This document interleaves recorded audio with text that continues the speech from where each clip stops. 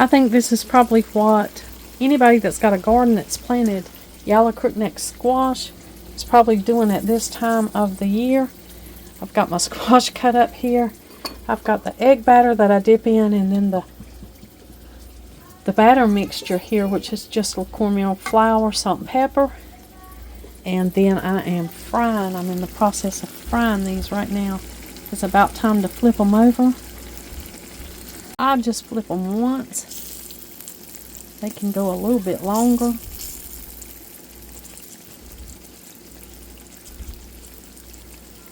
Donald loves these, so he'll be enjoying these tonight. I've got some tenderloin I'm going to fry up after I get this squash out. And that'll be our dinner. I might add something green, maybe a salad or some green beans or something to it. But that's going to be our dinner tonight, our supper. I've got all of these ready to bread, and when I get them out, I'm going to put them on this plate.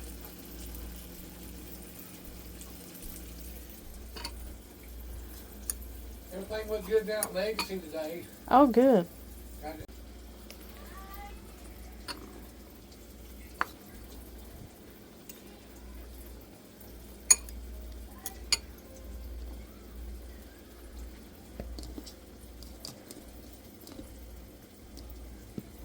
We just dip them once.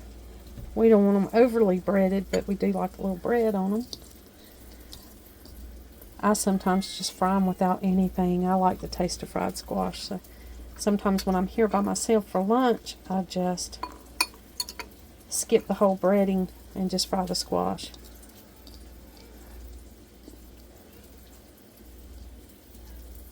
I'm going to weigh them up here on this plate.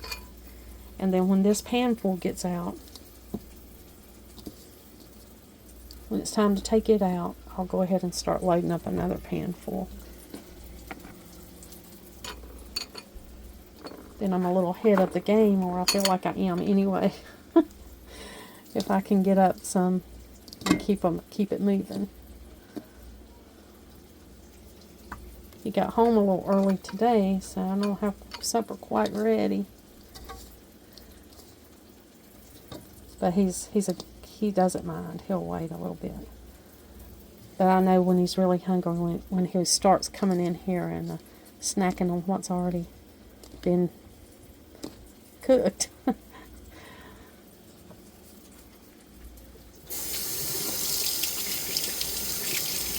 Rinse my hand off a little bit and get some of this stuff that's caked up on it. Now I think it's probably brown enough to flip over. Let's see.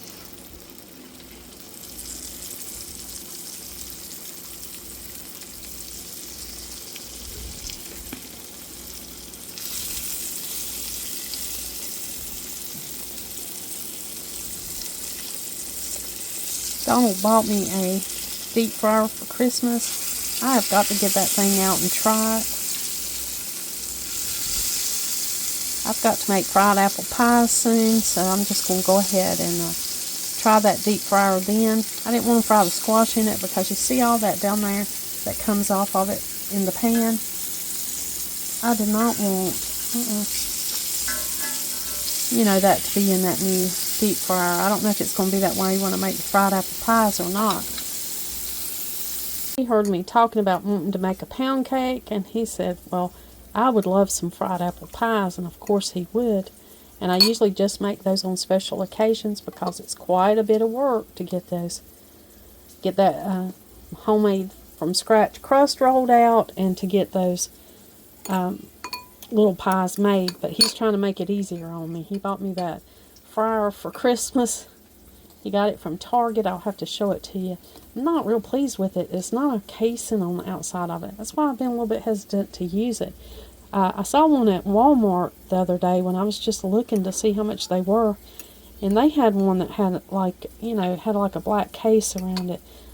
This one that he got me is it's just real, nothing really covering it. It's just kind of scary to have that much hot grease in something like that that's not enclosed in a silicone or some kind of container. But, well, that's enough about the homemade apple pies. I've got some homemade pie filling. I'm going to go ahead and use it because I've got you know, apple season will be on us before we know it, and I usually will make some more. I try to use all the biggest squash first. I don't know why I do that. I don't know if there's a method to the madness, or if it's just a system that I've got down, but I like to take, you know, use all the big squash before I get down to the little circles, you know. I like to fry up the big pieces. If it's looking good, we'll fry that up just a little bit, and then I'll take it out. We'll put the next pan in. We'll just keep it going like that until we get it all fried up. They've shrunk down a little bit. This pan was full when I put them in here, but you can tell it's shrunk down a little bit. That's okay. That's how things do as they cook, and I'll be putting in the next pan that I've got waiting here to go in. Donald will always put more pepper on his. He loves black pepper, so he'll put more pepper on this no matter how much I put on it. It is another really hot day, and we do have air conditioning, but I'm hesitant to cook very much on a really hot day. But when the squash comes in, you gotta cook your squash. I mean, that's just part of the wonderful thing about having a garden, is being able to go out there and get that fresh food and cook it up. Now, you might have heard me say, growing up in the Appalachians, we never had air conditioning. When I was growing up, we did not have air conditioning my whole life. I married Donald when I was 18. He was 20. Married young. And once I got married, we had air conditioning. But for the most part, in my whole life, I never had air conditioning. I was trying to get this in a place where I got this out. I'm trying to get these in. I might have to just reach over.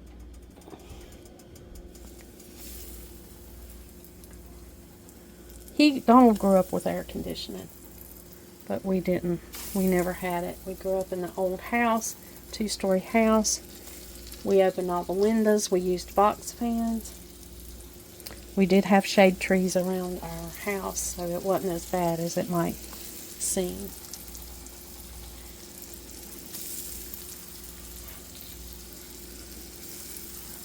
We didn't have air conditioning, and we did not have heat where we slept. We slept in an unheated bedroom.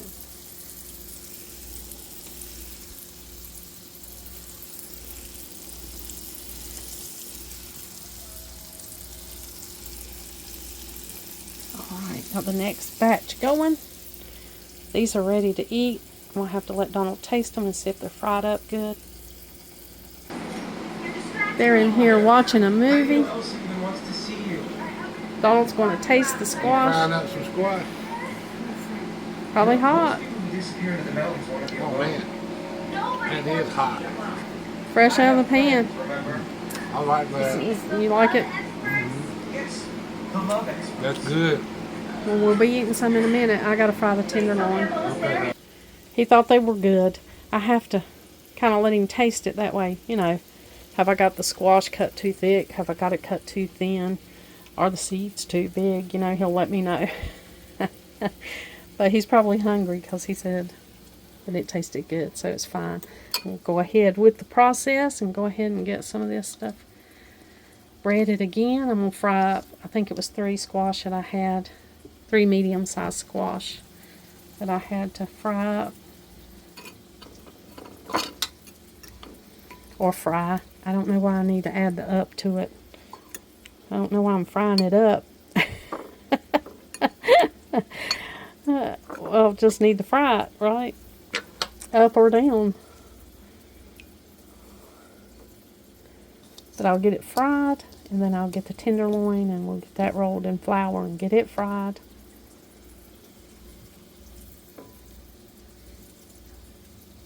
We'll eat some of our cucumbers and onions that we made earlier along with this meal. Be good. Good eating. We got a few little tomatoes we can slice up and eat with our food. So we'll have fried squash, fried tenderloin, cucumbers with onions, and tomatoes, sliced tomatoes. Got a few tomatoes here among the lemons that we'll go ahead and slice them up. Donald loves tomatoes more than anybody I've ever seen. The only other person I know that loved tomatoes like Donald was his grandma. They could eat a tomato with everything every day. They could eat several tomatoes every day. And they loved tomatoes cut up with any meal. They'd just eat them on the side of whatever meal they were eating.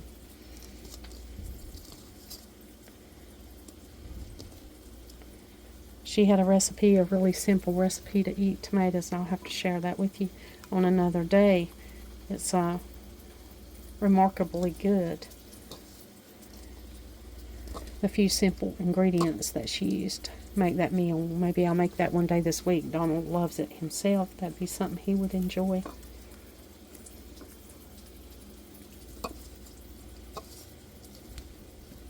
I like to try to just eyeball it and see if I've got enough coating. I don't like to use more coating than I need, because once I do this, whatever's left in there I'll have to throw away because it'll have that egg in it.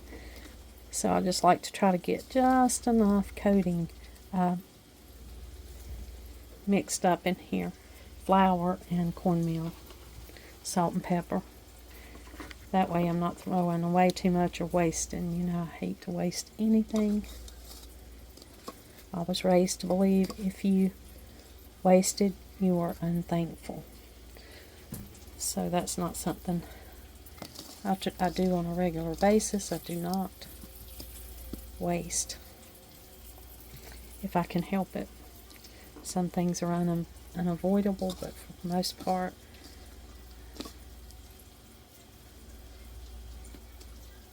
now it seems like the second batch goes much faster than the first batch. So I'll have to check it here pretty soon.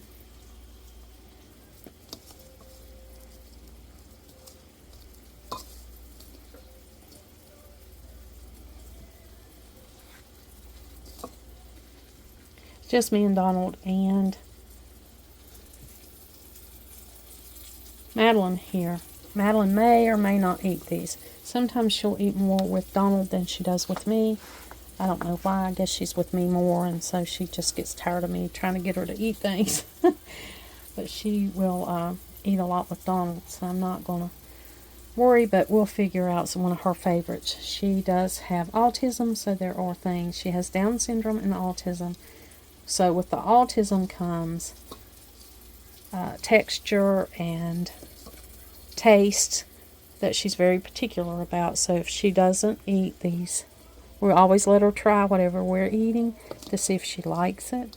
But if it's not something that she likes, if she tells us no, no, no, then we'll get out something that she likes. We keep plenty of what she likes in our freezer, and we'll just fix her something different if it's something that she doesn't like.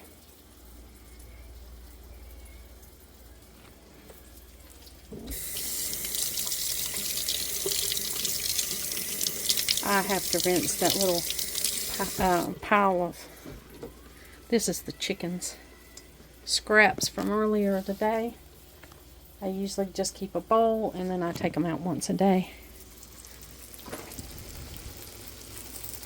Usually the second frying goes a little faster than the first one, so can't leave them in here too long. I don't want to burn them up. Donald doesn't matter. He doesn't mind a little bit of burn, a little bit of char. So if something chars, I don't ever have to worry that he's not going to eat it, because he prefers his food. We call it overcooked. My son, I've got a son that agrees with me that Dad likes his food overcooked. But that's okay. I've cooked for him for a long time, so I try to fix it the way that he likes it, because I want him to enjoy it. Cooking for him, so I want him to like the way it's done. I try to fix it for him, so I don't ever have to worry. Now me, I like things just browned, unless it's fried potatoes. And Lord, fried potatoes are good, no matter how you fix them.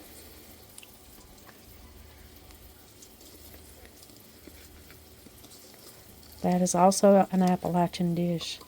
We ate a lot of fried taters, and sometimes the fried taters was the whole meal. We didn't have anything to add to it but maybe the cucumbers and the onions. We would just eat the fried potatoes and the cucumbers and the onions. And that was plenty good enough. It was delicious. We also love fried green tomatoes. I love them but more than Donald does. Donald loves them, but I love fried green tomatoes. Now, if I was frying fried green tomatoes, these would not be here. I would have to eat these straight out of the pan because I love them that much. And of course, Donald likes them. He eats them with his meal, but I mean, I love them. I noticed in the grocery store they were selling green tomatoes. I guess fried green tomatoes is really catching on. We got the most fried green tomatoes whenever the garden was coming to an end, when the garden was still producing tomatoes, and it was going to get cold. So then when there was a threat of frost, we would pull all of our green tomatoes. We would make chow out of a lot of our green tomatoes. We would make green tomato relish, and we would also fry up our green tomatoes. We never really just went out and pulled off green tomatoes because we wanted them to ripen. We'd rather eat them ripened, but fried green tomatoes was just a way for us to make use and not waste any of those tomatoes that were out there on the vine. But you do fried green tomatoes the same way. Just get them out of the garden, wash them, slice them, bread them the same way that I'm breading these squash, and then fry them up. And that's exactly what we would do. Of course, I would be eating them right now. There wouldn't be as many fried green tomatoes as there are squash here right now. But Donald, he prefers the squash. The squash is his favorite. He loves it. And of course, this will be our first fresh squash this year. And it's always a delight to get it and to eat it. It's such a treat. We have 2 daughter-in-laws, and our daughter-in-laws, they love the food that I fix. I've got one daughter-in-law that was also raised in the Appalachians. She was raised in the mountains, and her dad and his family owned a fruit stand up there, very close to where we go to now. And she eats the same way we eat. Now she's very busy. My son and his wife owns their own business, so that keeps them very, very busy. So I don't know, what she cooks for dinner or what they have now, but I know that she loves the same kind of thing. She loves fried squash and all of the Appalachian dishes that I make. And my daughter-in-law that was not raised in Appalachia, she also loves to eat. She was saying that she never really liked green beans until she ate home canned green beans. And she never ate cooked cabbage and sausage until she ate cooked cabbage and sausage here. So that was wonderful to be able to share that with her. Of course, I enjoyed, showing her what we ate. And I love my daughters-in-laws, and I love my son-in-law. Now, my own daughter, she's not crazy about this kind of food. Her and her husband have a much more sophisticated palate. They love to go to really good restaurants. They'll go to the really good new restaurants in the area. That's what they like to do on their date nights, and they are not so much on home cooking like I cook. They cook a lot. They don't cook in this style. My daughter is an excellent cook. She makes the best meatloaf I have ever ate. And she makes a delicious beef. I'm not sure what she did to that beef that she brought for us for supper the other night, but it was delicious. It was seasoned, and it was as if a chef had cooked it. It was that good. I have my sons. They cook really well. They're extremely busy, so they don't cook much because they stay so busy. I think my middle son, he grills out a lot. He loves to grill out. But he is an excellent cook.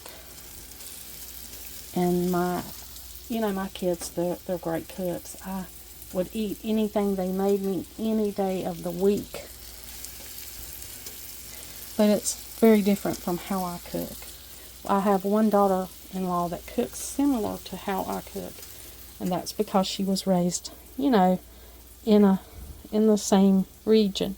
Not the exact same area, but a lot in the same region as my family. So she cooks very similar to what I grew up with.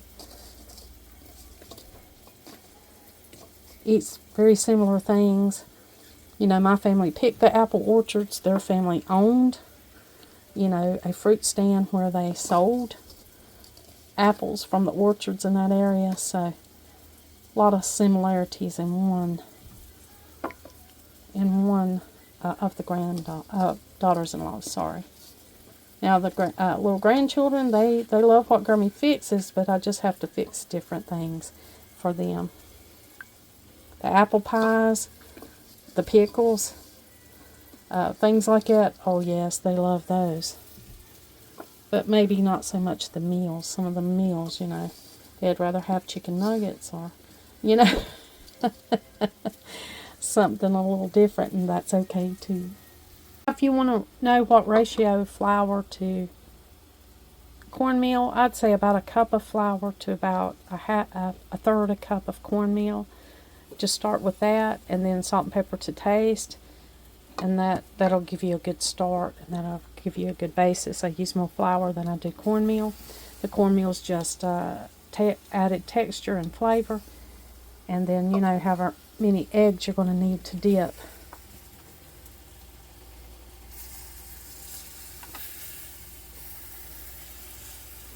And you might have saw me use this grill press. I got it from Red Hill Country Store. I loved it because I have two square sandwich or grill presses, and I only have this one round one, and I bought it because it was round, so it would fit in my pans and help me cook this fried stuff. I've got the tenderloin in here. I breaded it with the same thing that I did the squash. I've got a few more tenderloin in here that I am going to roll in my batter mixture, my dry mixture here. And I'm going to fry these. And then I've got one more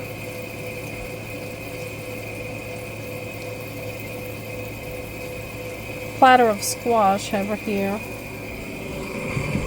Right here, and I may fry that, or I may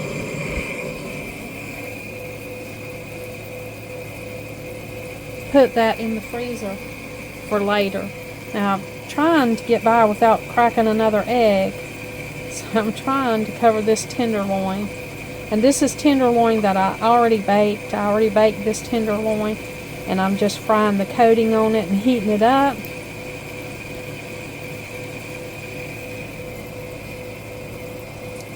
I baked it earlier so that it would not take as long to cook or to fry once Donald got here. So I've got these few pieces left. I had just enough egg. So I'm going to go ahead and fry up this tenderloin, and it'll be ready to serve. Alrighty, I'm going to go ahead and give fix Donald's plate. He normally fixes his own plate, but he's in there with Madeline, so I'm going to go ahead and do this for him.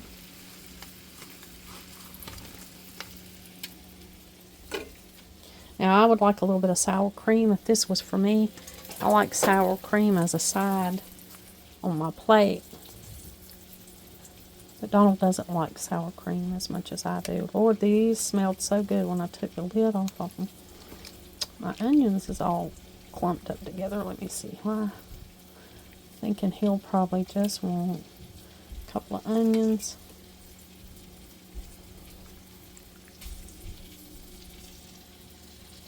A couple of cucumbers.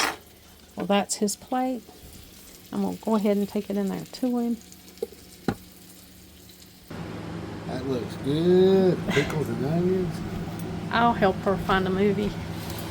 You can sit down and eat. Did you just want to eat in here? Sometimes we eat wherever we need to be around family and do what we need to do. I know. Look at that. Maddie is going to pick out a movie. Madeline is going to pick out a movie. Which one, babe?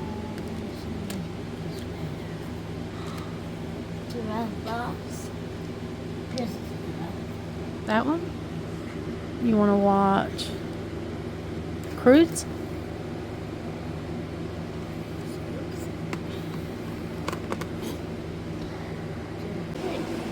Wow. Have you tasted that squash? Yeah. I like the cucumbers and onions. You know, I know I just made those today. I like, yeah, I like fried green tomatoes better, but I know you like the squash better. Yeah, I like them both. I'm glad it's good, honey. It's good. That's a hot day. Yeah. I'm just eating with my fingers. Here's my plate.